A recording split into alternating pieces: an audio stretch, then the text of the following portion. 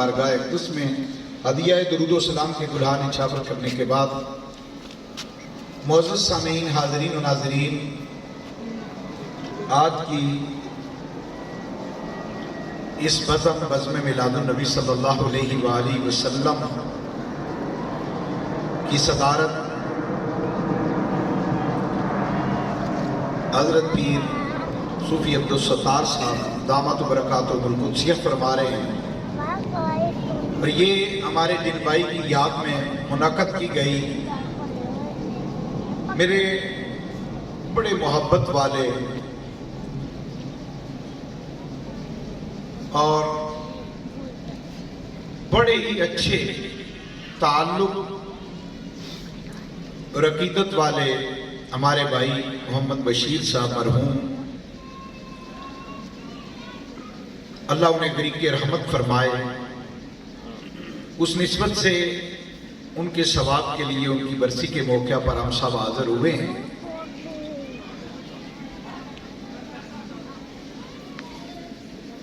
اب رات کے 10 بج رہے ہیں اور میرے خیال میں مغرب کے بعد کی یہ محفل شروع ہے۔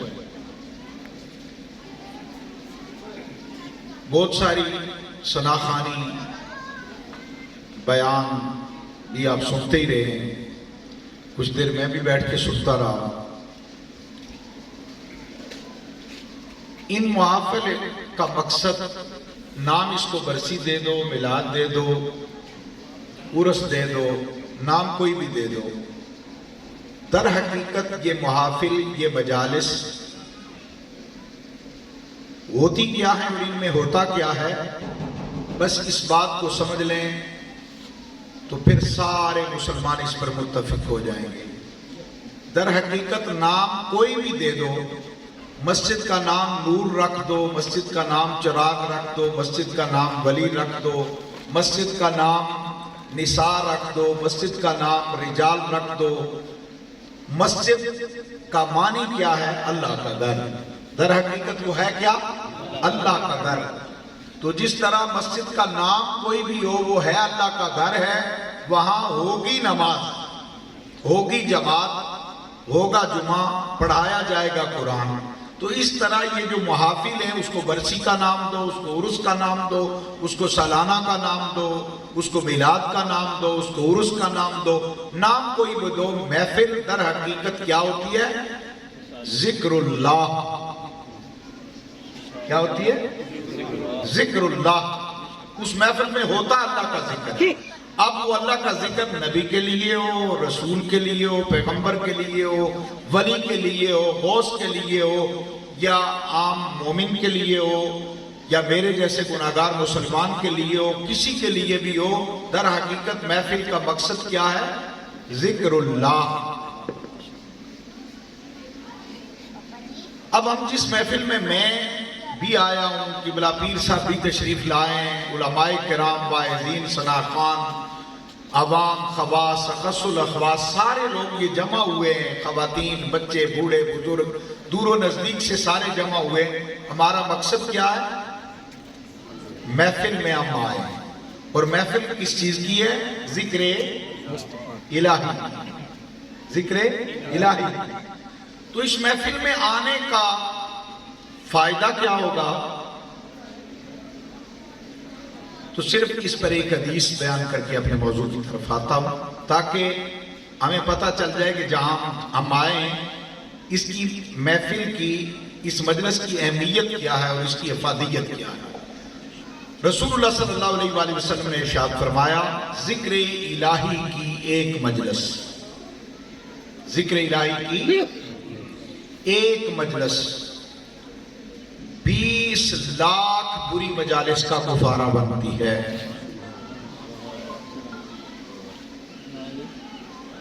میرے خیال میں سمجھ بات کی آئی نہیں۔ ایک یہ جو نقیب حضرات ہیں نا، اور علماء کرام، یہ کتنے خوش نصیب ہیں جن کو روز محافل نصیب ہوتی ہے۔ ذکر الہی کی ایک مجلس 20 لاکھ بری مجالس کا کفارہ بنتا ہے۔ یہ حدیث نبوی ہے، حدیث نبوی ہے۔ اچھا اب یہ جو بزم سجی ہے، اس میں ساؤنڈ لگائے گئے، اس میں بہت سارا پیسہ خرچ کیا گیا، لوگ آئے دور و نزدیک سے، نام اسے برسی کا دیا گیا یا میلاد کا دیا گیا، تو در حقیقت یہ ذکر الہی کی مجلس ہے اور یہ 20 لاکھ بری مجالس کا کفارہ بن رہی ہے۔ اب خرچ کرنے والے کو اطمینان اور تسلی ہونی چاہیے کہ جو میں نے محفل سجائی ہے اس کی اہمیت کیا ہے اور اس کی افادیت کیا ہے، اس کی اہمیت کیا ہے اور پھر اس کی افادیت کیا ہے۔ تو اب اس سے پتہ تو چل گیا ہوگا کہ اس کی اہمیت کیا ہے، تو افادیت کا بھی یقیناً پتہ چل گیا ہے کہ 20 لاکھ بری مجالس جہاں جہاں ہو رہی ہیں، کوئی تھیٹروں میں ہو رہی ہیں، کوئی سینموں میں ہو رہی ہیں، کوئی کلبوں میں ہو رہی ہیں، وہ ساری جو بری مجالس ہیں مسلمانوں کی، ان تمام بری مجالس کا کفارہ ایک مومن جو چند مل بیٹھ کر ذکر الہی کی محفل کرے، ان 20 لاکھ بری مجالس کا کفارہ بن جاتی ہے۔ تو سب سے اچھا انسان کون سا ہے؟ جو دوسروں کے لیے نفع کا باعث ہو۔ قال نبی صلی اللہ علیہ وسلم من ينفع الناس خیر الناس، سب سے بہترین انسان کون ہے؟ جو دوسروں کے لیے نفع کا باعث ہو۔ تو آج کی محفل میں یہ جتنے لوگ آئے ہیں، بانی محفل جن کی برسی ہو رہی ہے، وہ جو بچے کروا رہے ہیں، جو پیر صاحب صدارت کر رہے ہیں، جو نقیب محفل اس محفل میں آئے، ساؤنڈ والے صاحب آئے، جتنے بھی لوگ اس محفل میں آ گئے ہیں، وہ سارے، کیونکہ محفل تو مل کر بیٹھنے کا نام ہے نا۔ اب ایک پیسہ جتنا مرضی خرچ کر کے بندہ لائٹیں لگا کے بیٹھ جائے، ساؤنڈ والا صرف ساؤنڈ لگا کے بیٹھ جائے، تو بزم تو سجتی ہے جب سارے لوگ مل جائیں، جب سارے لوگ مل جائیں۔ تو اب وہ سارے پھر اس سعادت سے بہرامند ہو رہے ہیں ذکر الہی کی مجالس سے، اور یہ 20 لاکھ بری مجالس کا کفارہ بن رہی ہے۔ اب میں ایک حدیث اسی ضمن میں بیان کر کے آگے چلتا ہوں۔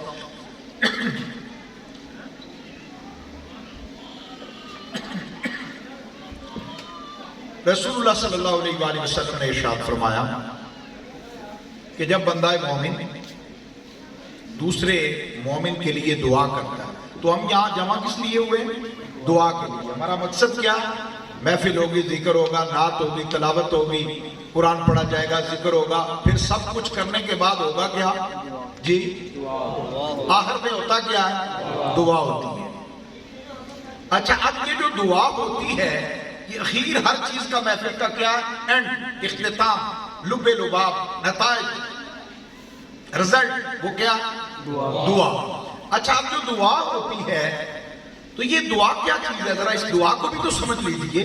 ہم محفل میں جاتے ہیں، نعتیں سنتے ہیں، لیکن ہمیں اس کی اہمیت کا بھی پتہ ہونا چاہیے کہ ہم کیا لینے جاتے ہیں اور اس کا فائدہ کیا ہے، یہ بھی سمجھیے ذرا۔ اب جس کی اخیر دعا ہے اور ابتدا تلاوت قرآن ہے، ابتدا قرآن سے ہو رہا ہے، قرآن سے ہو رہی ہے، اور اختتام دعا سے ہو رہا ہے۔ اب اندازہ کیجئے یہ بزم کیسی بزم ہے جس کی ابتدا بھی کلام اللہ ہے اور جس کی انتہا بھی کلام اللہ ہے۔ اب ساری محفل کرنے کے بعد ساؤنڈ لگ گئے، بتیاں لگ گئیں، لوگ آ گئے، پیر صاحب آ گئے، عالم صاحب آ گئے، نعت خان آ گئے، نقیب محفل آ گئے، سارے لوگ آ گئے، مدعا کیا ہے؟ اخیر کیا ہوگا؟ دعا ہوگی۔ کیا ہوگا؟ دعا ہوگی۔ اچھا، اب اس دعا پر بھی آ جائیں، وقت مختصر ہے اور باتیں زیادہ ہیں، اس لیے میں جلدی سے کرتا آگے چلا جاتا ہوں، ذرا توجہ فرمائیے۔ اچھا، اب سارے لوگوں کے نزدیک یہ عمل درست بھی نہیں ہے، یہ والا عمل سارے لوگوں کے نزدیک، مسلمانوں کے نزدیک یہ عمل درست نہیں ہے۔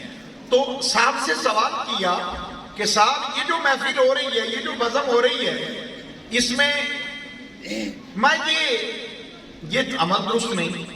تو اب جو سائل تھا اس نے پوچھا، حضرت اچھا یہ عمل درست نہیں، ٹھیک ہو گیا، یہ گلی کے اندر بزم سجانا درست نہیں، یہ محفل کروانا یا برسی کروانا یہ عمل شرعاً درست نہیں، قرآن و سنت کے مطابق یہ درست نہیں۔ ٹھیک ہو گیا حضرت، اب پتہ چل گیا۔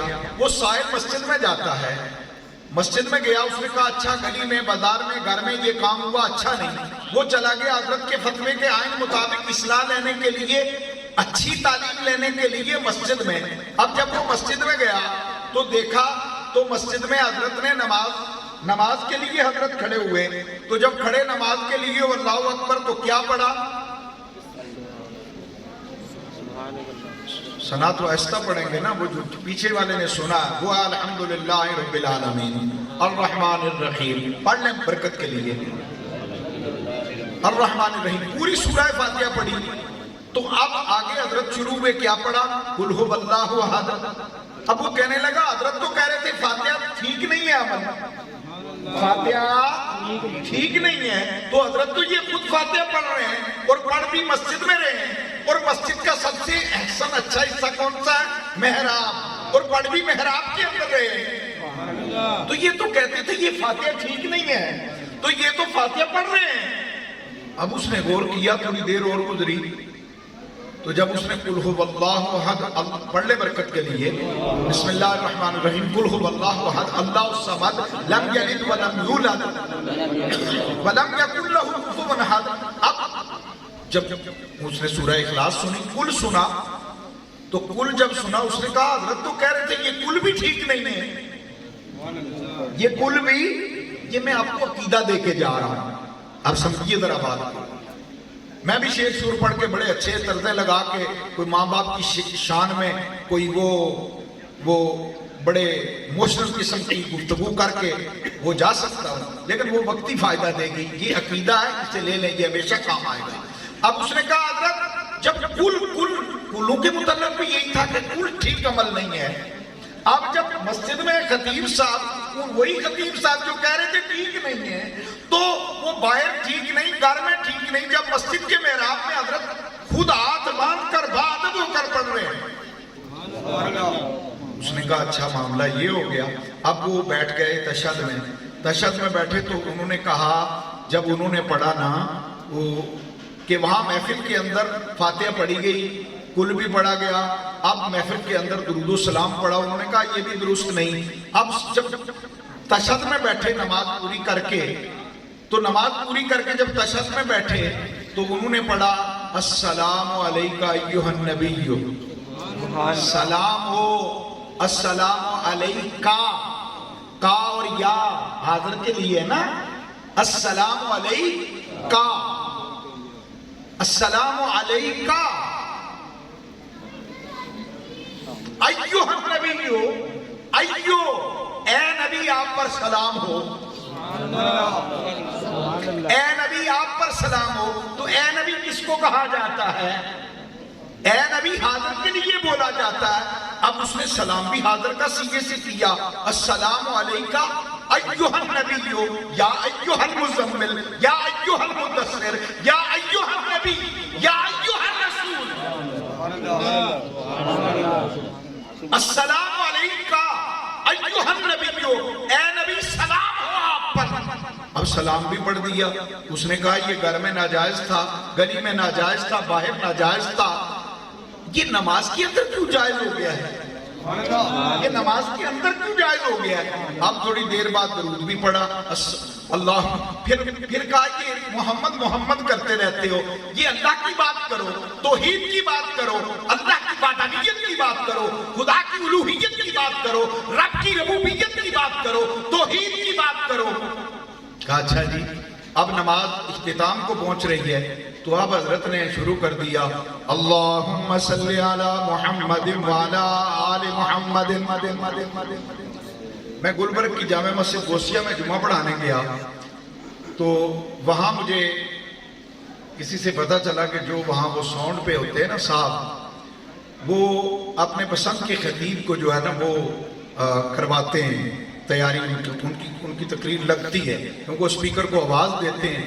تو وہ مجھے ہر کسی دوست نے وہاں بتا دیا، تو میں نے پھر وہ ساؤنڈ اپنے کنٹرول میں لے لیا. تو میں نے خطبہ جمعہ دیا تو الحمدللہ پھر گلبرگ میں نے ٹکا کے جمعے پڑھائے. تو مجھے سمجھ نہیں، اس بات کی مجھے سمجھ نہیں آتی کہ یہ ساؤنڈ والوں کی کچھ سناخانوں سے بڑی اچھی ہوتی ہے، ان کی آوازیں تو دبک دبک کے جہاں دیکھو جائے، لیکن جب عالم کی باری آتی ہے ساؤنڈ بڑا جو ہے نا وہ ہلکا ہو جاتا ہے. اچھا یہ ایک مزاج کی بات ہے، میں نے بات کی ہے، ضروری نہیں کہ یہاں بھی ایسا کام ہو، لیکن مجھے کچھ محسوس یہاں سے ہو رہا ہے. تو آواز میں بے شک جو ہے نا وہ ردم کم ہو، آواز صاف ہو، لیکن آواز اونچی ہونی چاہیے تاکہ آواز جائے. اچھا توجہ فرمائیے، اب ہم کہاں پہنچے تھے کہ یہ درود یہ محمد محمد کرتے ہو تو اللہ کی بات کرو، توحید کی بات کرو، وحدانیت کی بات کرو، الوہیت کی بات کرو، ربوبیت کی بات کرو. اب حضرت پڑھنے لگے اللہم صلی علی محمد وعلی آل محمد کما صلیت علی ابراہیم وعلی آل ابراہیم. اچھا یہ آل ابراہیم کون ہے؟ یہ ابراہیم کون ہے؟ تم باپ دادے کی بات کرتے ہو، باپ دادے کے دین کی بات کرتے ہو، جد و جداد کی بات کرتے ہو، بابوں کی بات کرتے ہو. یہ ابراہیم کون ہے؟ وعلی آل ابراہیم، برکتیں رحمتیں نازل کر اس طرح جس طرح تو نے ابراہیم پر کی اور آل ابراہیم پر کی. اب آل ابراہیم کون ہے؟ آل ابراہیم سے مراد حضور کے آباء و اجداد ہیں، حضور ذریت ابراہیم سے ہے. جی سمجھ آئی؟ اب بابوں کی بات ہو رہی ہے اور باب ابراہیم علیہ السلام سے لے کر محمد الرسول اللہ تک، اور پھر محمد و آل محمد، درود ہو محمد پر اور آل محمد پر، آل قیامت تک قائم رہے گی. تو یہ بندوں کی باتیں ہی ہوئی جا رہی ہیں، وہ بات تو اللہ کی ہونی چاہیے تھی. مسجد ہے وَأَنَّ الْمَسَاجِدَ لِلَّهِ فَلَا تَدْعُوا مَعَ اللَّهِ أَحَدًا، اور مسجدیں واحد اللہ کے لیے، مسجدیں تو اللہ کے لیے ہیں، ذکر اللہ کے لیے ہیں، ربوبیت اور الوہیت کے تذکار اور پرچار کے لیے. لیکن یہاں آل ابراہیم آل محمد، یہاں بندوں کی بات ہو رہی ہے. اچھا اب نماز اختتام کو پہنچ رہی ہے، اب نماز اینڈ پہ چلی گئی ہے نماز. یہ اصلاح کی باتیں انہیں سمجھیے، یہ علم ہے، یہ علم ہے، یہ قرآن کا علم ہے. اب نماز اختتام کو پہنچ رہی ہے، تو اختتام کو پہنچ رہی ہے تو کیا پڑھ رہے ہیں؟ یہ دعائیں جو کرتے ہیں یہ درست نہیں، یہ جائز نہیں، یہ دعائیں اچھا عمل نہیں، یہ بدعات ہیں، خرافات ہیں. اچھا اب نماز اختتام کو پہنچنے جا رہی ہے تو حضرت شروع ہوئے رب اجعلنی مقیم الصلاۃ ومن ذریتی ربنا وتقبل دعا. اب میں قرآن کی دعا کر رہا ہوں نا، ناتھان دعا دے رہے تھے، کہہ رہے تھے ہاتھ اٹھاؤ. اب میں قرآن کی دعا کر رہا ہوں رب اجعلنی مقیم الصلاۃ ومن ذریتی ربنا وتقبل دعا، ربنا وتقبل دعا. تم بابوں کی بات کرتے ہو، ربنا اغفر لی ولوالدی، آگے بابے ولوالدی، بابے آگے دعا میں. دعا تو اللہ کے لیے ہے، یہ بابوں کی کون سی دعا ہے؟ ولوالدی. چلو والد کی بات ہو گئی، تو ماں باپ ہیں، انہوں نے پیدا کیا. فرمایا وللمؤمنین، اور سارے مومنین، سارے وللمؤمنین. ربنا وتقبل دعا، ربنا وتقبل دعا. اب دعا شروع ہو گئی، وہ بھی حالت نماز میں، قیام میں. نہ دایاں دیکھ سکتا ہے، نہ بایاں دیکھ سکتا ہے، نہ اوپر دیکھے گا نماز جائے گی، نیچے دیکھے گا نماز فاسد ہوگی. تو یہ دعا ہے اور حالت نماز میں ہے، ادھر ادھر نہیں دیکھ سکتا. 3 بار کھجلی کرے گا فاسد ہو جائے گی. پورے انہماک کے ساتھ، پوری توجہ کے ساتھ دعا ہو رہی ہے، اور اللہ دعا کروا رہا ہے. یوں آنکھ نہیں جھپکنی، خارش نہیں کرنی، بار بار. ایک دفعہ ہو گئی کافی ہے. عمل قلیل عمل کثیر 3 دفعہ کیا فاسد. سمجھ آ رہی ہے؟ اللہ پوری توجہ سے دعا کروا رہا ہے، اللہ پوری توجہ سے دعا کروا رہا ہے. اچھا آپ نماز سلام پھرا تو سائل پہنچ گیا خطیب صاحب حضرت صاحب کے پاس. اس نے کہا حضرت یہ جتنے عملوں کو آپ سب کو ناجائز کہتے ہیں، یہ سب آپ نے اللہ کی مسجد میں، اللہ کے ہاں محراب کے اندر کیے ہیں. خدا کی قسم ساری زندگی اپنے عقیدے پہ شک نہ کرو اگر اس بات کو سمجھ جاؤ. تو حضرت نے کہا دیکھو جی گالے وے تے ہے نا، لیکن وہ ذرا وہ تھے ہو رہے وہ ادھر نہیں تھا ٹھیک.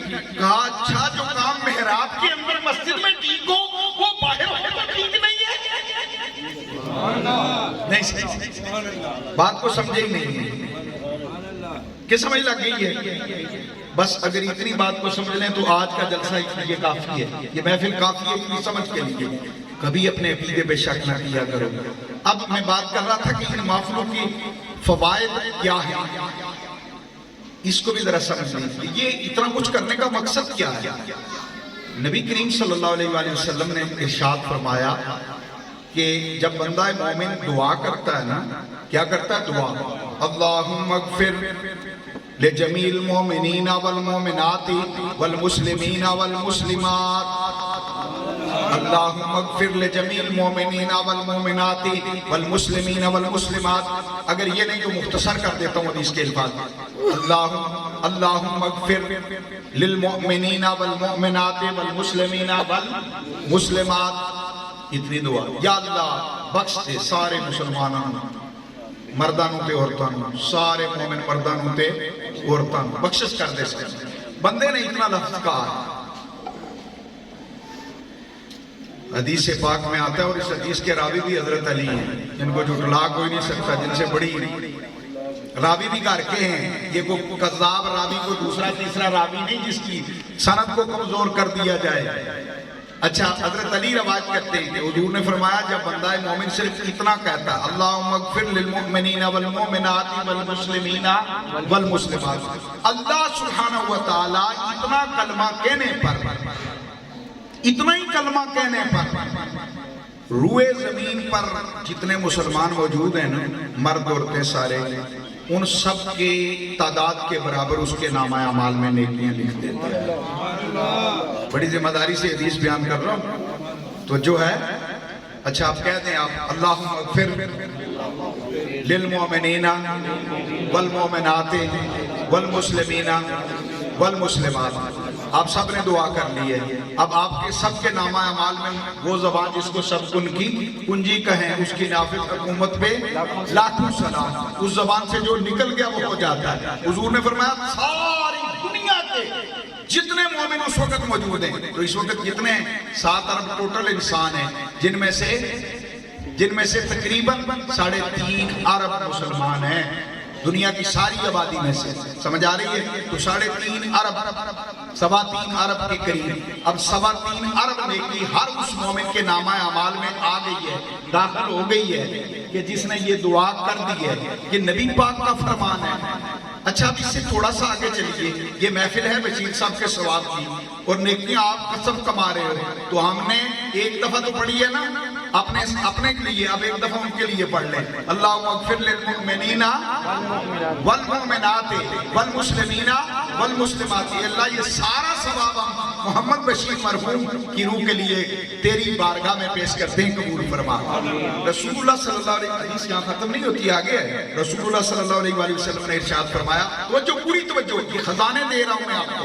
حضور نے فرمایا کوئی بندہ اسی دعا کو جب 25 مرتبہ پڑھ لے، کتنی مرتبہ؟ 25 مرتبہ، اللہم اغفر للمؤمنین والمؤمنات والمسلمین والمسلمات، دعا پڑھ لی کتنی مرتبہ؟ 25 مرتبہ۔ اچھا، جب 25 مرتبہ اس نے یہ دعا پڑھ لی، اللہ کے نبی صلی اللہ علیہ وآلہ وسلم نے فرمایا اللہ سبحانہ وتعالی روئے زمین کے جتنے مسلمان ہیں نا، ان کے نامہ اعمال میں جتنی نیکیاں ہیں، ان سب کے برابر اللہ اس مومن کے نامہ اعمال میں نیکیاں داخل فرما دیتا ہے۔ اچھا، یہ عمل پکا کرنے والا ہے، انشاءاللہ اس پر عمل کریں گے۔ 25 مرتبہ جس نے کر لیا، روئے زمین کے تمام مسلمان، الاحیاء منہم والاموات، جو چلے گئے جو آنے والے ہیں، اتنا لفظ کہہ دے، الاحیاء منہم والاموات، جو زندہ ہیں، جو آنے والے ہیں، جو چلے گئے، جو آنے والے، تمام جمیع مومنین، اللہم اغفر لجمیع المؤمنین والمؤمنات والمسلمین والمسلمات۔ اچھا کن کن مسلمانوں کے اعمالوں میں کون کون سی نیکیاں ہیں؟ جی، امام اعظم ابو حنیفہ نے 55 حج کیے اپنی زندگی میں، 55 حج کیے ہیں۔ اب 55 حج کا اجر بھی اللہ ان کے نامہ اعمال میں ہے۔ اب وہ اللہ تعالیٰ یعنی سب مومنین کے جتنے، تو کوئی نبی ہے جو مومن نہ ہو، معاذ اللہ استغفر اللہ، وہ نبی مومن نہیں، ہر نبی مومن، ہر رسول مومن۔ بات سمجھ آ رہی ہے؟ اللہم انا صلاتی و نسکی و محیای و مماتی للہ رب العالمین۔ سمجھ آ رہی ہے؟ لا شریک لہ وبذالک امرت وانا اول المسلمین، اور میں پہلا مسلمان ہوں۔ حضور نے کیا فرمایا؟ میں پہلا مسلمان میں ہوں۔ تو جب آپ نے مسلمانوں کے لیے دعا مانگی تو انبیاء بھی اس میں آتے ہیں۔ میں گل کر کے جاؤں، بعد ہی پریشان نہ ہو جان کو فتویٰ نہ آ جائے دیکھو جی نبیوں نے مسلمان کہے بھائی قرآن میں اللہ کہہ رہا ہے۔ بات کی سمجھ آ رہی ہے؟ اب یہ تو آپ نے سن لیا کہ 25 مرتبہ پڑھنے سے تمام جتنے مسلمانوں کے نامہ اعمال میں نیکیاں ہیں وہ سب اس مومن کے پڑھنے والے کے نامہ اعمال میں آ جاتی ہیں۔ اب تھوڑا سا آگے چل کر اس بات کو اختتام پذیر کرتے ہیں۔ حضرت توجہ فرمائیے آپ، حضور نے فرمایا جو شخص صبح اور شام اسی دعا کو پڑھتا اپنا معمول بنا لیتا ہے، اس دعا کو پڑھنا۔ میں نے آیت ہی پڑھی ہے نا، میں نے آیت کی ربی جالنی پڑھی ہے، دعا کی آیت پڑھی ہے۔ اب جو صبح شام اس کو اپنا معمول بنا لیتا ہے روزانہ، نبی پاک صلی اللہ علیہ وآلہ وسلم نے فرمایا اللہ سبحانہ و تعالی بروز محشر ہر مسلمان مرد ہر مسلمان عورت پر اس کے لیے شفاعت واجب فرما دیں۔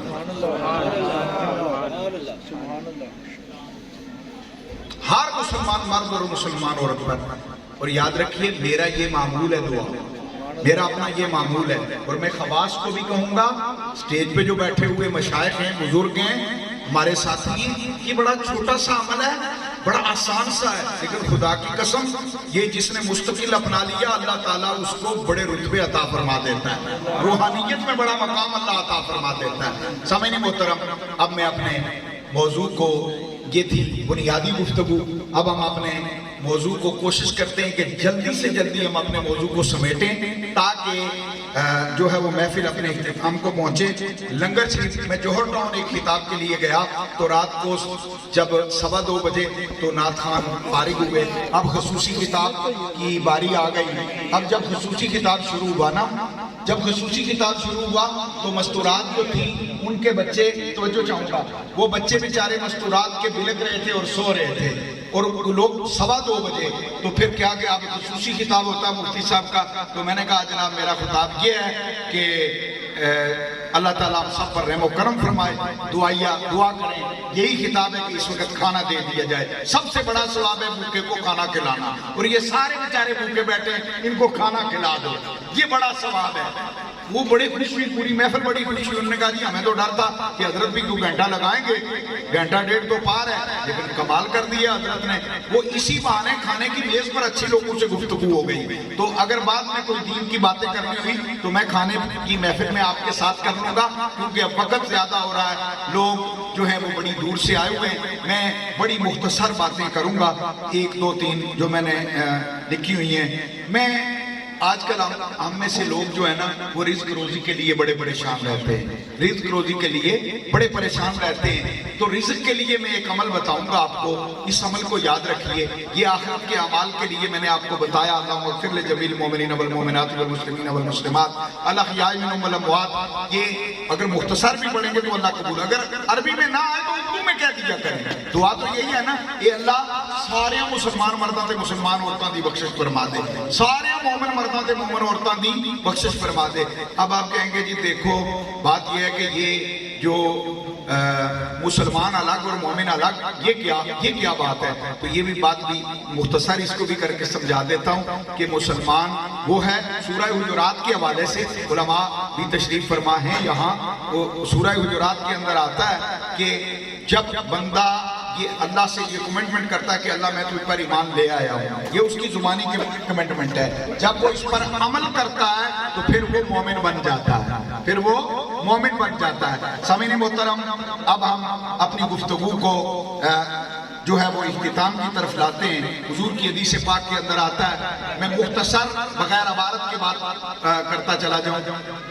حضور نے فرمایا جب بندہ فوت ہو جاتا ہے تو کیا ہوتا ہے؟ اس کے اعمال منقطع ہو جاتے ہیں، لیکن 3 عمل جو ہے نا، توجہ ادھر چاہوں گا، میں توجہ چاہوں گا، 3 عمل جو ہے نا وہ جاری رہتے ہیں۔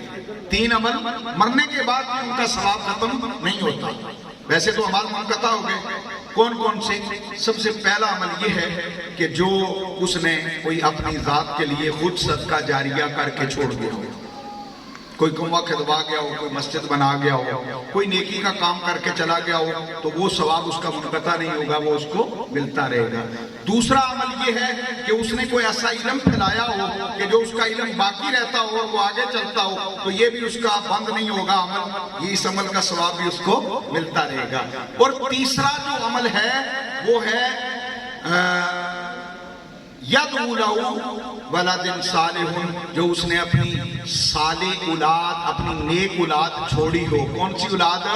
نیک اولاد جو اس نے اپنی چھوڑی ہو، وہ نیک اولاد جو اس نے اپنی چھوڑی ہے، وہ نیک اولاد یدعو لہ، جب اس کے لیے دعا کرتی ہے تو اس کا عمل جاری رہتا ہے، اللہ اس کا نفع اس کی دعا سے اس کو حصہ عطا فرماتا ہے۔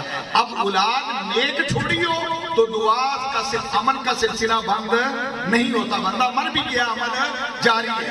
تو میں بشیر صاحب جو تھے وہ داتا صاحب رحمۃ اللہ علیہ کے دیوانے تھے، وہاں فجر میں ان کی میری ملاقات، فجر کے وہ نمازی تھے، جمعۃ المبارک میں میرے پاس پڑھتے تھے، تو فجر میں وہاں ملاقات ہوتی تھی۔ تو وہ خود بھی نمازی تھے، ماشاءاللہ پرہیزگار تھے، اللہ رسول سے محبت رکھتے تھے، اور داتا صاحب رحمۃ اللہ علیہ کے بڑے دیوانے تھے۔ تو جو اولیاء کی سنگت ہے نا، یہ اس کا اثر یہ ہوتا ہے کہ اولاد نیک ہوتی ہے، اولاد نیک ہوتی ہے۔ تو اولاد اگر نیک نہ ہوتی، اولاد نماز پڑھتی ہے تو ان کو فائدہ ہوتا ہے، اولاد صدقہ کرتی ہے تو ان کو بھی فائدہ ہوتا ہے، اولاد نیکی کا کام کرتی ہے تو اس میں سے والدین کا حصہ موجود ہوتا ہے۔ اس لیے فرمایا کہ جو نیک اولاد اس نے چھوڑی، یدعو لہ، جو اس کے لیے دعا کرتی ہو، جو اس کے لیے دعا کرتی ہو، ولد صالح، صالح اولاد یدعو لہ، جو دعا کرنے والی ہو تو اس کی دعا بھی اس کو پہنچتی ہے اور اس سے بھی میت کو، مرنے والے کو فائدہ ہوتا ہے۔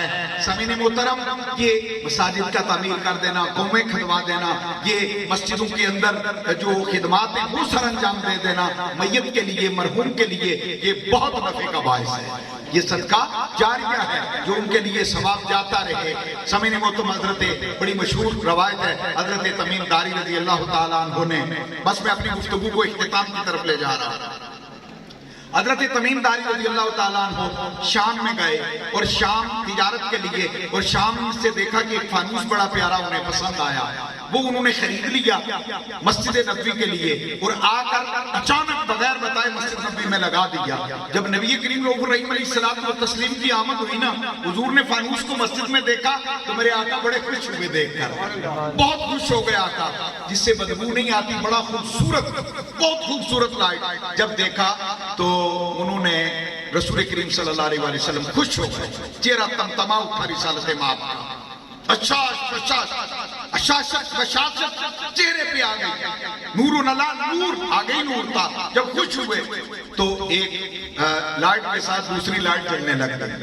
نبی کریم صلی اللہ علیہ وسلم نے سوال کیا، نماز ہوئی، نماز سے فارغ ہوئے تو حضور نے فرمایا یہ کون ہے جس نے یہ لائٹ لگائی ہے؟ تو حضرت نگاہ جھکا کے بیٹھے تھے۔ ہم تو تشہیر کر دیتے نا پورے محلے میں، ہم نے لگائی ہے، ہم نے کیا ہے، نہیں پتہ ہی نہیں کسی کو۔ حضور صحابہ بھی کہتے ہیں یا رسول اللہ کوئی پتہ نہیں، وہ خود بھی بولے ہی نہیں، حضور نے دیکھی تو پتہ چلا۔ حضور نے فرمایا کون ہے بھائی؟ پھر حضرت تمیم داری نے نگاہیں اٹھائیں، عرض کیے یا رسول اللہ صلی اللہ علیہ وسلم یہ میں نے لائی ہے۔ ملک شام گیا ہوا تھا، تاجر تھے، جوان تھے، لڑکے تھے، میں شام میں گیا ہوا تھا، وہاں سے میں نے یہ لائٹ لائی ہے اور لا کر مسجد نبوی میں سجا دی ہے۔ رسول اللہ صلی اللہ علیہ وسلم نے قریب بلایا اور بلا کر فرمایا کہ اے تمیم داری میرے قریب آؤ۔ جب وہ قریب آئے تو کریم آقا نے ان کی پیشانی، ان کا ماتھا مبارک چوم لیا۔ جب ان کی پیشانی کو چوما، صحابہ کو رشک آیا حضرت تمیم داری پر کہ کیا مقدر پائے، اور حضور نے فرمایا تمیم داری سنو، میری 4 بیٹیاں تھیں، میں نے چاروں ہی بیاہ دی، یک کے بعد دیگرے 2 عثمان کے ساتھ، ایک علی کے ساتھ، اور ایک میں نے حارثہ بن نوفل کے ساتھ، میں نے ایک بیٹی میں نے عاص بن ربیع کے ساتھ میں نے بیاہ دی۔ میری 4 بیٹیاں بیاہ چکی ہیں، اگر آج میری بیٹی ہوتی تو میں محمد اپنی بیٹی کا نکاح تجھ سے کر دیتا۔ اتنے مسجد کی سجاوٹ پر حضور خوش ہوئے، اتنے خوش ہوئے۔ پاس ہی نا حضرت حارثہ بن نوفل آپ کے تایاضات بیٹھے تھے. آپ نے فرمایا یا رسول اللہ آپ کی میری بیٹی ایک ہی ہے, میں اپنی بیٹی کا نکاح کر دیتا ہوں اگر جو ہے وہ قبول ہوتے مینداری کو. انہوں نے کہا یا رسول اللہ صلی اللہ علیہ وسلم آپ کا قبیلہ اتنا بڑا قبیلہ ہے اور میرا قبیلہ جو ہے یہ معمولی ہے. فرمایا جو رسول کی نظروں میں آ جائے وہ معمولی نہیں رہتا. یہ نیکی کے کام ہیں جن کی وجہ سے مراتب بڑھ جاتے ہیں. تو اپنے والدین کے لیے جو ہے مساجد کی تعمیر کا کام کیا جائے, مدارس کا قیام کیا جائے, یتیما غربا مساکین اور محتاجوں کو جو ہے وہ کھانا دیا جائے. اس کا ثواب والدین کو پہنچتا ہے. اور اپنے والد کی نیت سے اچھا ضروری نہیں کہ پیسے ہی لگائے جائیں. مجھے حضرت مہجن کا واقعہ یاد آ گیا. آپ وہ بوڑھی مائی تھی اور مسجد کی صفائی کرتی تھی. جب فوت ہو گئی نا, حبشہ سے آئی تھی, مہاجر تھی, مکہ مدینے میں کوئی قبیلہ وغیرہ اتنا تھا نہیں. بس وہ جیسے مہجن کہتے ہیں, جیسے امروی میں پنجابی میں نہیں کہتے بے بے, وہ پورے محلے میں کوئی مشہور ہوتی ہے خاتون بے بے, یا کوئی آپا مشہور ہو جاتی ہے. تو وہ مہجن پورے مدینے میں مشہور تھی. حبشہ سے آئی تھی, بیچاری مسکین عورت تھی, تو وہ نا مسجد نبوی شریف کی صفائی کیا کرتی تھی. ہائے بڑا ایمان افروز واقعہ ہے. حضرت مہجن نے مسجد کی صفائی کا ذمہ لے لیا. ہر جمعرات کو آتی پوری مسجد کو دھوتی. تو ہم میں سے کسی نے کبھی مسجد کو دھو کے ثواب پہنچایا اپنے بڑوں کو, اور یا اپنی قبر جو ہے وہ روشن کرنے کی کوشش کی؟ نہیں. حضرت مہجن مسجد کی صفائی کرتی تھی. اچانک ایک دن رات کو فوت ہو گئی. رسول کریم صلی اللہ علیہ وسلم کہیں باہر گئے ہوئے تھے, دیر سے واپس آئے. صحابہ نے نہ بتایا, سردیوں کی رات تھی. صحابہ نے جنازہ پڑھا اور دفنا دیا. جب صبح ہوئی تو انہوں نے کہا کہ ہاں جی, پوچھا. ایک صحابی بولے, انہوں نے کہا یا رسول اللہ صلی اللہ علیہ وسلم دعا فرما دیں, وہ جو مہجن تھی وہ وفات پا گئی ہیں. فرمایا کب؟ رات کو. اچھا کدھر ہیں؟ کہا ہم نے جنازہ پڑھا کے دفنا دیا. حضور صلی اللہ علیہ وسلم جلال میں آ گئے. میرے آقا نے فرمایا اچھا تم نے مجھے کیوں نہیں بتایا اور کیوں نہیں رکھا؟ کہا یا رسول اللہ صلی اللہ علیہ وسلم ہم نے کہا آپ دیر سے آئے ہوں گے, کیا تکلیف دیں, ہم نے ایسا کر دیا. کریم آقا صلی اللہ علیہ وسلم جلال میں آئے. حضور نے فرمایا تم نے بہت غلط کیا, چلو مجھے اس کی قبر پر لے چلو. سارے صحابہ کو لے کر حضور حضرت مہجن کی قبر پہ گئے اور جا کر قبر پر نبی کریم صلی اللہ علیہ وسلم نے نماز جنازہ ادا فرمائی. اور دو بندے ہیں جن کی قبروں پہ جنازہ حضور نے پڑھایا. ایک حضرت جی امیر حمزہ, حضرت امیر حمزہ, ایک آپ کی قبر پر نماز جنازہ پڑھی ہے, اور دوسری نماز جنازہ آپ نے کہاں پڑھی ہے جی؟ حضرت مہجن کی. یاد رکھیے دوسری نماز جنازہ آپ نے پڑھی, اور نماز جنازہ پڑھنے کے بعد رسول اللہ صلی اللہ علیہ وسلم نے مراقبہ فرمایا, اور مراقبہ فرمانے کے بعد آپ نے دعا کی, دعا کے بعد مراقبہ کیا, اور پھر فرمایا کہ صحابہ نے کہا یا رسول اللہ صلی اللہ علیہ وسلم اتنی دیر آپ جو ہے وہ مراقبے میں رہے. حضور نے فرمایا میں مراقبے میں تھا, میں قبر کے آواز دیکھ رہا تھا. اللہ سبحانہ و تعالیٰ نے جنت کی دلہن بنا دیا ہے, جنت کی دلہن بنا دیا ہے. تو یہ مقام اور یہ مرتبہ اللہ تعالیٰ ان لوگوں کو عطا کرتا ہے جن کا تعلق مساجد کے ساتھ ہوتا ہے. محمد بشیر صاحب مسجد کے ساتھ, داتا صاحب رحمۃ اللہ علیہ کی مسجد کے ساتھ, مزار کے ساتھ ایک خاصا ان کا تعلق ہوتا تھا. اور آگے اولاد کو بھی چاہیے کہ وہ جو ہے اسی طرح ان کے تعلق, جو دربار شریف والا تعلق تھا اس کو بھی قائم رکھیں, اور جو مساجد سے ان کا گہرا شغف تھا, محبت تھی, اسے بھی یہ قائم رکھیں, اور اس سے ان کو انشاءاللہ فائدہ ہوگا. آخری بات کر کے جو ہے وہ بات کو ختم کرتا ہوں. بس اہم بات ہے, بڑی اہم حدیث پاک بیان کرنے لگا ہوں, اور اس پر ہم دعا کرتے ہیں. حضرت شیخ ابو بکر شبلی رضی اللہ تعالیٰ, نام یاد کر لیجیے, کیا؟ شیخ حضرت ابو بکر شبلی نعمانی رضی اللہ تعالیٰ عنہ. آپ فرماتے ہیں میں نے 4 لاکھ ائمہ حدیث سے 1 لاکھ حدیث, 1 لاکھ ایک امام سے, دوسرے تیسرے ائمہ حدیث سے میں نے 4 لاکھ حدیث مبارکہ یاد کی, اور ان میں سے میں نے 4 کو منتخب کر لیا زندگی گزارنے کے لیے. اور وہ چاروں جو لاکھ میں سے ایک جو نہیں ہے نا, الگ الگ امام سے, وہ چاروں حدیث مبارکہ میں آج آپ کو سنانے لگا. عوام, خواص, پیر, مشائخ, نقیر سارے یاد رکھو حدیث کا کیا مقام ہے, کیا مقام ہے حدیث پاک کا. اور یہ بھی بتا دوں کہ یہ ابو بکر شبلی ہیں کون ہیں؟ یہ وہ ہیں کہ جن کو ایک شیخ کامل ہیں حضرت امام ابو القاسم کیشری رضی اللہ تعالیٰ عنہ، انہوں نے خواب میں حضور کی بارگاہ میں حاضری ہوئی تو دیکھا کہ نبی کریم رؤوف الرحیم علیہ الصلوۃ والتسلیم نے نا حضرت ابو بکر شبلی کو قریب بلایا اور قریب بلا کر فرمایا ہونٹ اپنے آگے کرو. جب آپ نے ہونٹ آگے کیے تو آپ نے ہونٹوں کا بوسہ لیا. سرور دو عالم صلی اللہ علیہ وسلم نے ہونٹوں کا بوسہ لیا. یہ تو آپ نے سب نے سنا نا کہ مزدور کے کھردلے ہاتھ تھے تو کریم آقا نے دیکھا اور پکڑ کر حضور نے بوسہ لیا مزدور کے ہاتھوں کا. فرمایا جو یہ حلال کما کر کھانے والا اللہ کا ولی ہے. تو حضور نے صرف یہاں تک بات نہیں، عاشقوں کو حضور بڑا مقام اور عزت دیتے ہیں. اور مجھے ایک بات یاد آتی ہے کہ بڑی پیاری بات ہے، حضور اپنے غلاموں کو اتنی عزت دیتے ہیں کہ بلال حبشی جیسوں کو کعبۃ اللہ کی چھت پر چڑھا دیتے ہیں اور کہتے ہیں بلال آج سرداری ہم تجھے عطا کرتے ہیں. تو جنت میں بھی رسول کریم حضور براق پر ہوں گے اور بلال کی سواری ڈاچی آگے ہوگی، اونٹنی آگے ہوگی، کہیں گے بلال جنت میں بھی تو میرے آگے آگے چل. یہ مقام اپنے غلاموں کو دیتے ہیں. تو جو بھی حضور سے محبت کرتا ہے نا، تو جب حضور نے حضرت ابو بکر شبلی کے مبارک ہونٹوں پر قریب کیا اور ہونٹوں کا بوسہ لیا تو سارے اہل مجلس تعجب کرنے لگے کہ یا رسول اللہ یہ تو بتا دیں عمل کیا ہے، کیوں اتنا کرم آپ نے فرمایا؟ فرمایا میں کیوں نہ اس کے ہونٹوں کا بوسہ لوں. یہ ہر نماز کے بعد پڑھتا ہے لقد جاءکم رسول من انفسکم عزیز علیہ ما عنتم حریص علیکم بالمؤمنین رؤوف رحیم.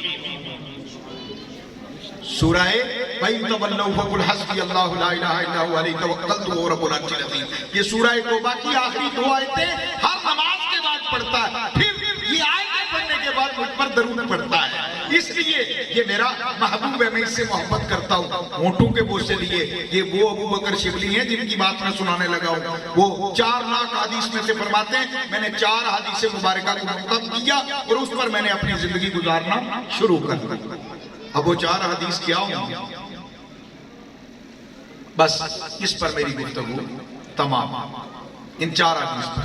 اور بڑی لمبی نہیں، 2 لفظ بتاؤں گا، 2 لفظ، کوئی لمبی چوڑی نہیں، لیکن یاد رکھنا ان کو اور کوشش کرنا اور دعا بھی کرنا. میں دعا کرتا ہوں آپ کے لیے، آپ میرے لیے کریں. اللہ ہم سب کو ان احادیث پر عمل کی توفیق عطا فرمائے، کیونکہ عمل سے ہی ساری بات ہے. وہ اقبال بڑا بے شک ہے من باتوں میں موہ لیتا ہے، گفتار کا غازی بن تو گیا کردار کا غازی بن نہ سکا. تو اصل ہے کردار کا غازی بننا، عمل کرنا بڑی بات ہے.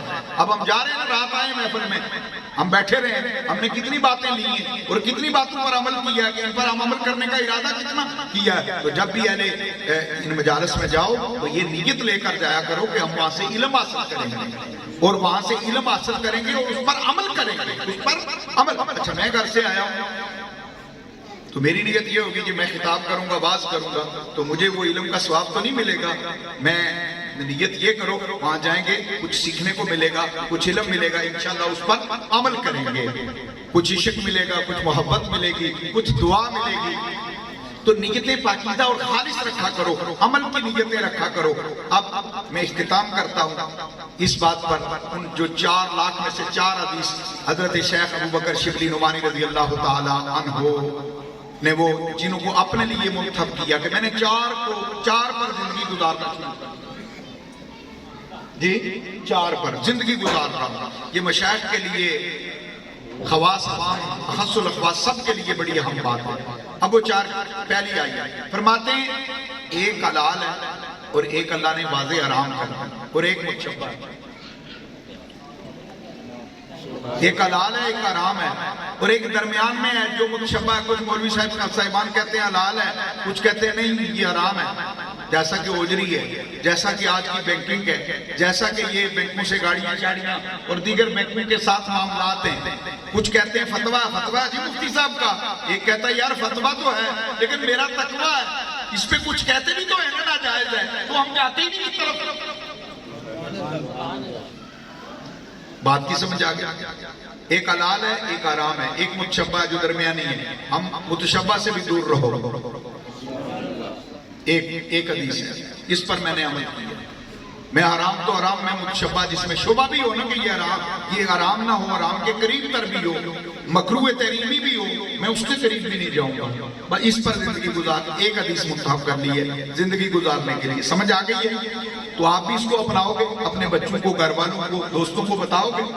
اچھا دوسری بڑی مختصر بتاؤں گا، کوئی لمبی بات نہیں۔ دوسری فرمایا، میں نے حدیث حضور کی پڑھی ہے، میرے نبی نے فرمایا کہ جتنا اس دنیا میں جینا، اتنی محنت تک ہو دو اس کے لیے کرو، اتنی سٹرگل جدوجہد اس کے لیے کرو، جتنا یہاں جینا اور جتنا وہاں جینا ہے، وہاں رہنا ہے، اتنی اس کے لیے کرو۔ سمجھ آ رہی؟ کتنا جینا یہاں پتہ ہی نہیں، چند روز کی کوئی گارنٹی نہیں کہ 4 دن ہیں بھی ہیں کہ نہیں، پتہ ہی نہیں، ابھی چلے جائیں، سانس باہر آئی اندر جائے نہ جائے، ہیں جی؟ فرمایا جتنا یہاں جینا اتنا اس کے لیے کرو، اور جتنا وہاں جینا اتنا اس کے لیے کرو۔ اب سوچ لیں ذرا یہاں کتنا جینا ہے۔ اس کے لیے صبح نکلتے ہیں، بیل کی طرح جوتے ہیں کام پہ، دکانیں کھولتے ہیں، ڈیوٹی پہ جاتے ہیں، 10-10 12-12 گھنٹے ڈیوٹی کرتے ہیں یہاں جینے کے لیے، اور آخرت کے لیے کتنے گھنٹے کی ڈیوٹی ہے ہماری آخرت کمانے کے لیے؟ یہ ذرا سوچیں، میں دعوت فکر دے رہا ہوں، سوچئے ذرا، سمجھ آ گئی ہے؟ فرمایا بس بڑی مختصر سادہ بات، جتنا یہاں جینا اتنی محنت اس کے لیے، اس جہان کے لیے کرو، اور جتنا وہاں جینا ہے اور وہاں رہنا ہے اتنی محنت اس کے لیے کرو۔ بس یہ 2 حدیث ہو گئی، اب تیسری پہ آئیے۔ فرمایا جو اپنے لیے پسند کرتے ہو وہی دوسروں کے لیے کرو۔ یہ وہ کسی صاحب نے دی نا گالی کسی کے ماں کو گالی دے دی، تو انہوں نے بڑا خوبصورت جواب دیا۔ اس نے کہا صاحب مجھے تو اس طرح گالی دے رہے ہو، میری ماں کو تو اس طرح گالی دے رہے ہو جیسے آپ کو باپ نہیں جانا ہے، آپ کی ماں ہی نہیں ہے۔ بات کی سمجھ آ گئی ہے؟ تو بات سنیں، اگر آپ کی ماں ہے تو دوسرے کی ماں کو گالی دو گے، سمجھ آ رہی ہے؟ حضور نے فرمایا سب سے بدترین آدمی وہ ہے جو اپنے ماں باپ کو گالی دے۔ صحابہ نے کہا یا رسول اللہ اپنے ماں باپ کو کون گالی دیتا ہے؟ اپنے ماں باپ کو تو کوئی بھی نہیں دیتا۔ فرمایا جو دوسروں کو دیتا ہے یا تنگ کرتا ہے یا اذیت دیتا ہے کوئی تو وہ اس کے ماں باپ کو گالی دیتے ہیں، تو وہ سبب تو خود بنانا۔ نہیں سمجھ آئی بات؟ آ گئی؟ سمجھ آ گئی ہے؟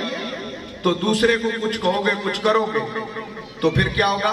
اپنے ماں باپ کو گالی۔ اب یہ بات بھی آپ نے سمجھ لی ہے، سمجھ لی؟ اب آگے آئیے، اگلی بات پر آئیے۔ ہاں جو اپنے لیے پسند کرو۔ اچھا ہمارے پیسے کوئی مار کے بیٹھ گئے، ہمیں پسند ہوگا؟ ہم کہیں گے فلاں فلاں فلاں۔ اچھا ہم کتنوں کے مار لیتے ہیں؟ اچھا ہم لوگوں کی پیٹھ پیچھے ہمارے پتہ چلے فلاں تیرے خلاف گلاں کر دے سکتے، کتنی تکلیف ہوگی؟ تو ہم بیٹھ کر کرتے نہیں رہتے؟ بس اتنی مختصر کرتا ہوں، تشریح آپ سب کو آتی ہے، سارے ہی سیانے ہیں۔ جو اپنی ذات کے لیے پسند کرتے ہو دوسرے کے لیے بھی وہی کرو، دوسرے کے لیے وہی کرو جو اپنے لیے پسند کرتے ہو۔ بس یہ تیسری حدیث پاک ہے۔ اب سامعین محترم توجہ پوری چاہوں گا۔ اب اندازہ کیجئے کہ ویسے 3 تک اگر عمل ہو جائے تو کمال ہے، اگر ایک پر ہی عمل کر رہے ہیں تو ہمارا بیڑا پار ہے، لیکن اب ڈیمانڈ ہو گئی ہے چوتھی کی، میں میں بھی چلا نہیں، میں بھی لکھ کے کور رکھی آنے۔ اچھا آپ اندازہ کیجئے کہ چوتھی حدیث پاک جو ہے نا وہ سماعت کیجئے، لیکن خدا کی قسم چوتھی حدیث پاک جو ہے نا آخری چوتھی، یہ لاکھ میں سے ایک چنی گئی ہے۔ پہلے لاکھ پڑھی ہے اور ایک امام سے ایک لاکھ، دوسرے سے دوسرا لاکھ، تیسرے۔ یہ پتا یہ حضرت امام صاحب خطیب صاحب جو حدیثیں پڑھتے ہیں ان کو ہوتا ہے کہ حدیث ایک پڑھنا کیسا مشکل ہے اور کتنا ہے۔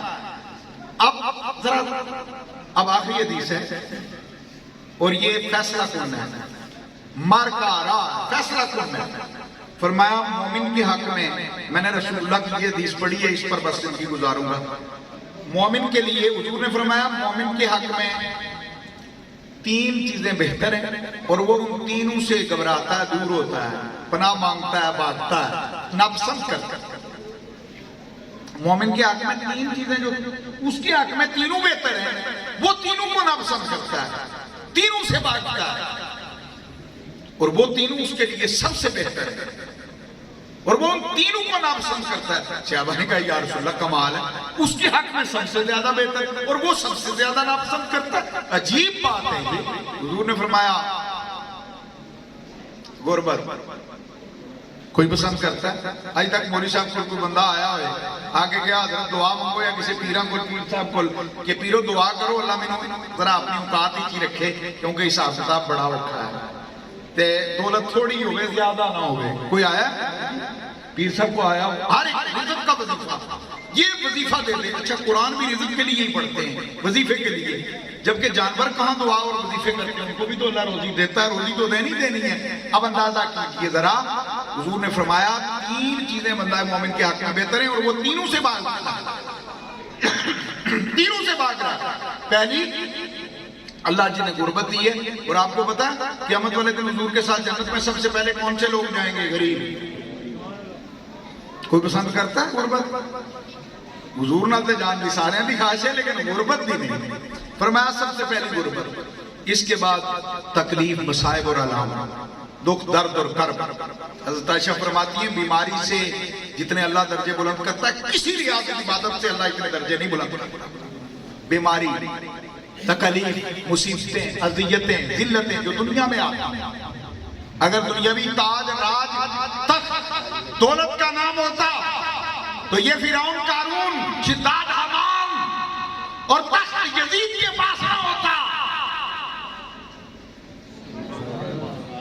فرمایا غربت، تکلیف، مصیبت، بیماری، یہ بندہ مومن کے حق میں سب سے زیادہ بہتر ہے، لیکن وہ اس سے بھاگتا ہے، ناپسند کرتا ہے۔ تیسری آخری چیز ہے، بڑی مختصر بتا رہا ہوں، تیسری آخری چیز ہے موت۔ یہ بندہ حق میں، بندہ مومن کے حق میں سب سے زیادہ بہتر ہے، لیکن وہ اس سے سب سے زیادہ دور۔ یا اللہ بچائے ہیں جی، کسی نے کبھی تمنا کی ویسے کرنی بھی نہیں چاہیے، لیکن نفرت نہیں کرنی چاہیے، محبت کرنی چاہیے کہ موت آئے گی تو قبر میں رسول اللہ کا دیدار ہوگا، موت آئے گی تو اللہ اپنا دیدار کرائے گا۔ جنت کی دعائیں مانگتے ہیں تو موت آئے گی تو جنت ملے گی۔ ہاں سمجھے نہیں بات کو؟ فرمایا بندہ مومن کے حق میں تین چیزیں سب سے بہتر ہیں اور وہ تینوں کو ناپسند کرتا ہے۔ فرماتے ہیں شبلی تینوں کو محبوب بنا لے، تینوں کو محبوب بنا لے۔ بس میں نے تینوں کو محبوب بنا لیا۔ اندازہ فرمائیے میری گفتگو تمام ہے، اب آپ کے لیے ایک حدیث دعا کی دے کے جاتا ہوں۔ حضرت عائشہ کو ابو بکر رضی اللہ تعالیٰ عنہ نے فرمایا تھا عائشہ جب حضور بہت خوش ہونا تو حضور سے دعا کروانا۔ تو اب ہم دعا کا وقت ہو رہا، ہم نے دعا کرنی ہے، تو دعا کی اہمیت و افادیت وہ سمجھیے کہ دعا کیا چیز ہے۔ تو فرمایا جب حضور خوش ہونا تو حضور سے دعا کروانا۔ حضور ہوئے نا خوش، دیکھا حضور بہت خوش ہیں، آئے گھر سے کوئی چیز لے کر جانے لگے تو حضرت عائشہ صدیقہ بنت صدیق محبوبہ محبوب خدا نے آپ کا پلو پکڑ لیا، دامن پکڑ لیا، کہا حضور جانا نہیں، رکیے، بہت خوش ہیں۔ فرمایا اللہ نے بڑا کرم کیا، بڑی خوشخبریاں آئی ہیں، کچھ وفد آئے، انہوں نے اسلام کے متعلق بہت اچھی خبریں دی ہیں۔ فرمایا اچھا یا رسول اللہ تو ابھی جانا نہیں؟ اچھا جانے دو بھائی، وہ لوگ انتظار کر رہے ہیں۔ فرمایا یا رسول اللہ لوگ تو آتے ہی رہتے ہیں لیکن رکیے، کام کیا ہے، کیا کر رہی ہو؟ مجھے جلدی ہے اور آپ روک رہی ہو۔ یا رسول اللہ دعا تو کرتے جائیں میرے لیے۔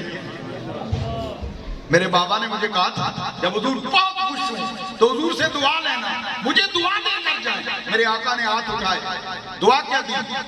حضور نے دعا مانگی، یا اللہ عائشہ، فرمایا میرے باپ کے لیے بھی کیونکہ میرے باپ نے یہ راز مجھے بتایا تھا۔ فرمایا عائشہ اور ابو بکر کا، یا اللہ ان کی دنیا آخرت اچھی کر دے، یا اللہ ان کا روز محشر حساب آسان کر دے، بلکہ یا اللہ بے حسابی بخشش اور مغفرت عطا فرما دے۔ بس یہ دعا کرنی تھی کہ سیدہ عائشہ صدیقہ بنت صدیق محبوبہ محبوب خدا کے آنسو، دامن تر ہو گیا، دوپٹہ تر ہو گیا، آپ کا دامن بھیگ گیا۔ حضور پہلے جلدی میں تھے لیکن رک گئے، عائشہ کے آنسو کی جڑیاں لگ گئی۔ فرمایا عائشہ، حضور بھی کھڑے ہو کر دیکھنے لگ گئے، پھوٹ پھوٹ کر اما عائشہ روئی۔ حضور نے دیکھا عائشہ اتنی رو رہی ہو، اتنی دعا پسند آئی، کیوں رو رہی ہو؟ بلک بلک کر بچن کی طرح دامن بھگو دیا آنسو سے۔ عرض کرنے لگی یا رسول اللہ اتنی کمال دعا میرے لیے اور میرے بابا کے لیے فرما آتی ہے, خوشی کے آنسو ہیں, خوشی سے رو رہی ہوں یا رسول اللہ, آج تو بیڑا پار ہو گیا. فرمایا عائشہ ایک اور بات تجھے بتا دوں یا رسول اللہ, یا حبیب اللہ فدا کا ابی و امی, ضرور بتائیے. فرمایا عائشہ سن, یہ دعا ہر صبح اور ہر شام میں محمد رسول اللہ اپنے امتی کے لیے کرتا ہوں. میں بھی امتی ہوں, گناہگار صحیح, بدکار صحیح, سیاہکار صحیح, بدعمال صحیح, لیکن کریم آقا کا امتی تو ہوں. آپ بھی امتی ہیں, یہ نیک لوگ بھی امتی ہیں, ہر صبح اور ہر شام. خدا کا واسطہ ہے مجھے بتائیں, آپ صبح اور شام کا کوئی معمول ہے حضور پر باضابطہ تسبیح لے کر درود پڑھنے کا؟ جی ہے یار. میں ایک بات کرنے لگا ہوں, صبح اور شام کوئی دو دو رکھتے ہیں کو معمول پڑھ کر حضور اور حضور کی بیٹی, حضور کے شہزادوں کو حسن حسین اور حضور کی شہزادی سیدہ کونین حضور کی بارگاہ میں, مولا علی پاک کی بارگاہ میں, پنجتن پاک کی بارگاہ میں کوئی 2 نفل کا عطیہ بھیج دیا کرو, ثواب بھیج دیا کرو. نفل بندگی اللہ تعالیٰ کی مت کو پنجتن پاک کے نفل میں نفل بندگی 2 نوافل علماء اور مشائخ تو اس عمل کو اپنائیں گے. کوئی ایک ایک تسبیح درود کی صبح شام پڑھ لیا کرو. حضور سے تعلق, یہ اس دعا کو یاد رکھو جو حضور اپنے ہر امتی کے لیے ہر صبح اور ہر شام کرتے تھے. اب گفتگو اپنے اختتام کو پہنچتی ہے. دعا آخری بتانے لگا ہوں, اس دعا کو بھولنا نہیں ہے ساری زندگی, بس اتنی دعا یاد کر لیں. نبی پاک صلی اللہ علیہ وآلہ وسلم کوئی حاجت تھی, ضرورت تھی, حضرت عائشہ کو آواز دی, لیکن حضرت عائشہ گڑ گڑا کر دعا کر رہی تھی, بہت لمبی دعا کر گئی. حضور نے فرمایا عائشہ اتنی دیر لگا دی آپ نے؟ عرض کرنے لگی یا رسول اللہ آپ نے تو فرمایا تھا جب آنکھیں بھیگ جائیں نا دعا مانگتے ہوئے تو سمجھ لو قبولیت ہو جاتی ہے. تو قبولیت تھی تو میں نے دعا لمبی کر دی, معاف کرنا. فرمایا عائشہ کیسی بات کر رہی ہو, اتنی لمبی دعائیں مانگتی رہی ہو, گھنٹوں کی دعائیں, آؤ میں تجھے تو ایسے مانگ لیتی. اللہم انا اسألک من خیر ما سألک بہ عبدک و نبیک. یہ آپ کو مغز دے کے جا رہا ہوں. اللہم انا اسألک من خیر ما سألک بہ عبدک و نبیک. اے اللہ میں ہر اس نعمت کا تجھ سے سوال کرتا ہوں, کرتی ہوں, جس کا سوال تجھ سے تیرے نبی, تیرے عبد, تیرے نبی محمد مصطفیٰ نے کیا. وَأَعُوذُ بِكَ مِن شَرِّ مَا أَعَاذَ بِهِ عَبْدُكَ وَنَبِيُّكَ. اور ہر اس چیز سے تجھ سے پناہ مانگتا ہوں, مانگتی ہوں کہ جس سے اللہ کے نبی اور اللہ کے بندے نے تجھ سے محمد مصطفیٰ صلی اللہ علیہ وآلہ وسلم نے پناہ مانگی ہے. تو عائشہ ساری دعائیں تیری پوری ہو جانی تھی. سمجھ آ گئی ہے؟ یہ دعائیہ کلمات ہیں تو 2 جملے پہلے 2 بعد ہیں, لیکن اس میں پوری کائنات سمائی ہوئی ہے. مجھے اللہ کی توفیق اور عطا سے حج بیت اللہ کی توفیق ہوئی تو عرفات میں بہت ساری دعائیں جو ہے نا مانگی جاتی ہیں, لیکن میں نے حج کے میدان میں بس یہی دعا مانگی ہے زیادہ, ایک درود ابراہیمی اور ایک یہ دعا. اللہم انا اسألک من خیر ما سألک بہ عبدک و نبیک وأعوذ بک من شر ما أعاذ بہ عبدک و نبیک. اے اللہ تجھ سے ہر وہ نعمت مانگتا ہوں جو محمد مصطفیٰ نے مانگی ہے, اور ہر اس شر سے پناہ مانگتا ہوں جس سے تیرے نبی, تیرے بندے محمد مصطفیٰ صلی اللہ علیہ وآلہ وسلم نے پناہ مانگی ہے. یہ کلمات تو چند ہیں لیکن پوری کائنات اس کے اندر سمو گئی ہے. اس دعا کے اندر سامعین محترم, اللہ تعالیٰ میری, آپ کی, ہم سب کی حاضری قبول فرمائے. اور ماز پیٹ کے 4 نوالے نہیں, اور ماز 2 بول مبارک کو آپ نے محفل کروا دی. بڑی مہربانی آپ کی, آپ تشریف لائے وقت نکال کر ہمارے بابا جی کے لیے, ہمارے ابا جان کے لیے. اب ہمارا اختتام اس پہ ہو رہا ہے, ہمارا اختتام ہو رہا ہے. ہمارا اختتام اس پہ نہیں ہونا چاہیے. ہم آئے اللہ کے لیے ہیں اور آپ نے بلایا اللہ کے لیے ہے. نہ کوئی ہمارا شکریہ ہے, نہ کوئی آپ کا شکریہ ہے. شکر اس مولا کا جس نے اپنے ذکر کی مجلس میں ہمیں بلا لیا ہے, اور ہماری حاضری کا مقصد مرحوم کی بخشش ہے, مغفرت ہے, بلندی درجات ہے, اور ان کے جو بیٹے اولاد ہیں ان کے لیے دعا ہے. اللہ ان کو نیک بنائے اور اللہ ان کی بخشش کرے, قوت عشق سے ہر پست کو بالا کر دے, دہر میں اس میں محمد سے اجالا کر دے. وما علیہ الا البلاغ, واخر دعوانا الحمدللہ رب العالمین.